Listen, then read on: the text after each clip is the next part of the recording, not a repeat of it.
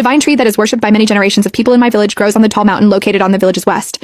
Apparently, the divine tree loves being watered by women's lustful juices.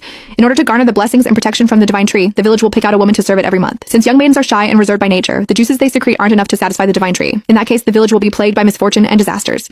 Because of that, there are rumors saying that the divine tree prefers married women instead. All the married women in the village refuse to serve the divine tree. I, on the other hand, yearn to get picked out by the village every day. After all, I'm born to feel pleasure at its height. Unfortunately, my weak husband can never satisfy my urges. I was planting seeds in the fields when the village secretary, Isaac Holton, ran over to me. His face was crinkled in joy as he exclaimed, "It's finally your turn, Haley." I tossed the seeds aside and excitedly rubbed my hands. "Really? Thank you so much, Mr. Holton."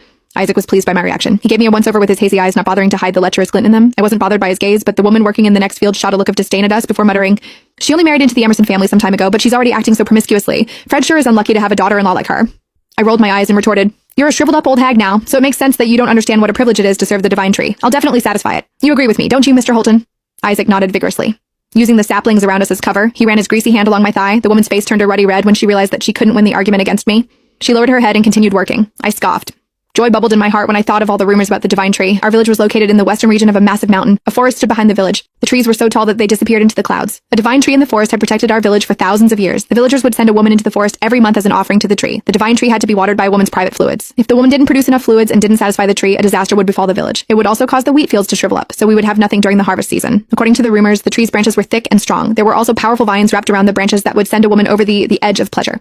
On top of that, if the woman was able to absorb the fluids that the vines excreted, they would become radiant. From my perspective, I was going to have a wonderful time tomorrow. However, the older women in the village avoided being selected as an offering for the divine tree at all costs. The divine tree didn't like shy young women. On the contrary, it preferred married, experienced women. Most of the married women in the village were already middle-aged. The last one who was sent to the divine tree returned with disheveled clothes. Her bottom half was also a mess. At that sight, a fearful expression crossed the face of the village chief, David Kingsley. He claimed that the woman hadn't satisfied the divine tree, so disaster was about to befall the village. To appease the divine tree's wrath, the men of the village decided to deliver me to it after they discussed their options.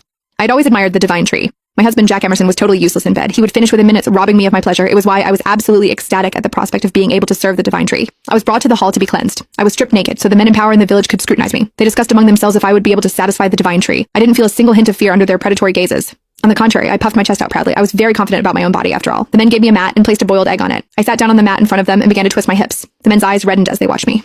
A few moments later, David removed the mat, which was now damp. The egg's shell had been peeled clean.